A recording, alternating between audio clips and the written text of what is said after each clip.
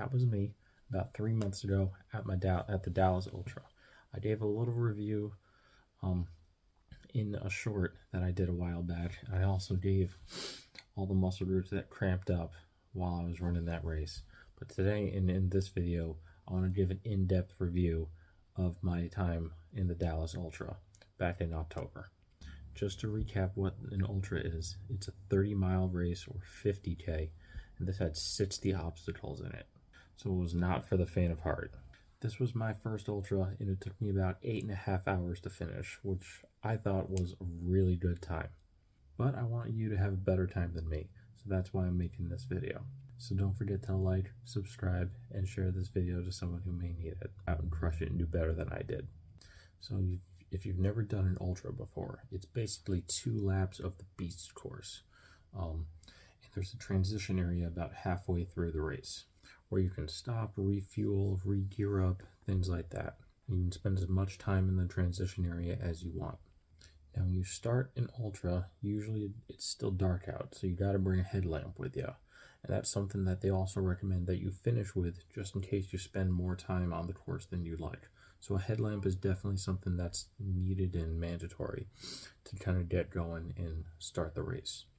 Now you'd think running in Texas that there would be lots of flat places to run, and there were actually, there was a good amount of places where you can get a good run in. A lot of flat areas to go through. There were a lot of places to pass, and there were a lot of places to gain momentum. But this was probably early on in the race, probably only from miles 1 through 9 going on. And I'll get more on the second half of the race in a bit. But there were a lot of great places to get out and run and push yourself in between the obstacles. That being said, not every place is great to run in there. One of the great things about this course was about right before mile 4, you get back to the venue, so you can see all the people that are cheering for you, that are pushing you on, so you can really feed off the energy of the crowd and everyone there to really get through some of the obstacles. This is also the first race I've been a part of where there's penalty loops involved. So there's a number of the obstacles that you run that if you don't complete it, you don't have to do burpees, which is honestly great for me, being really tall and having to go really far to the ground to do 30 burpees. And a penalty loop is much easier if you're asking me. So this was the first race where I experienced that, and I honestly really enjoyed that. Now once you get to about mile 10, you get a little bit of an uphill, and this is the hill, and this is one of the steeper inclines during the race. Now this is where the downhill begins. But then the second half of the race, there's a lot more places to kind of get tripped up when you're running, and this is the really technical part of the course, because it actually goes down into an old riverbed. So there's lots of loose rocks and loose gravel. There's not a lot of hole places to catch your footing and things like that. And the running is really technical, and it can bottleneck in places, which will slow you up here and there. But a lot of people just want to be safe going through it, so there was a lot of places to walk as well, especially in this part of the course, And another thing about the Ultra is that during your first lap through, there's an extra about mile where you break off from the Beast, where there's an additional wall, sandbag carry, and barbed wire.